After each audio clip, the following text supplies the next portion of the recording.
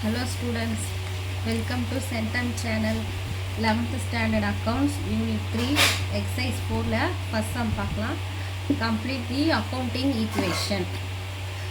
A பாருங்க, assets equal to capital plus liabilities. assets வந்து 1 lakh கொடுத்திருக்காங்க, capital 80,000 கொடுத்திருக்காங்க, liabilities கண்டுபிடிக்கணும். அக்கவுண்ட்ஸில் வந்து எப்பவுமே அசட்ஸும் liabilitiesம் ஈக்குவலாக இருக்கணும். இப்போ ஈக்குவலாக கொண்டு வரணும்னா இங்கே அசட்ஸ் வந்து 1 lakh இருக்குது, 1 lakh அப்படியே எழுதிக்குங்க. இந்த 80,000 அப்படியே எழுதிக்குங்க.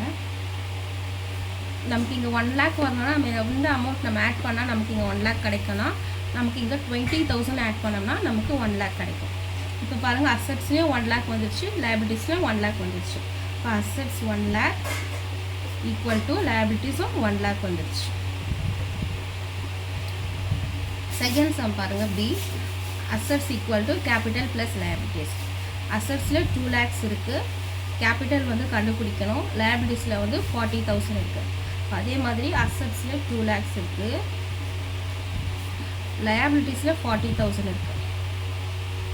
இப்போ ரிமைனிங் நமக்கு இங்கே 1,60,000 போட்டோம்னா அசட்ஸும் லைபிலிட்டிஸும் ஈக்குவலாக வரும்.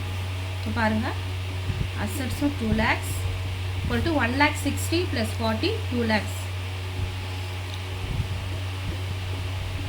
ஈக்குவலாக வந்துடுச்சு பாருங்கள். Assets equal to liabilities.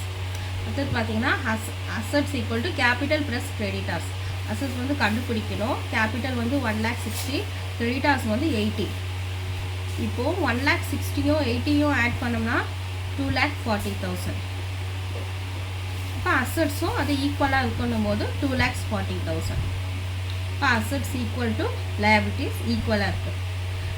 இந்த வீடியோ உங்களுக்கு பிடிச்சிருந்ததுன்னா லைக் பண்ணுங்கள், ஷேர் பண்ணுங்கள், மறக்காமல் சப்ஸ்கிரைப் பண்ணுங்கள். தேங்க்ஸ் ஃபார் வாட்சிங்.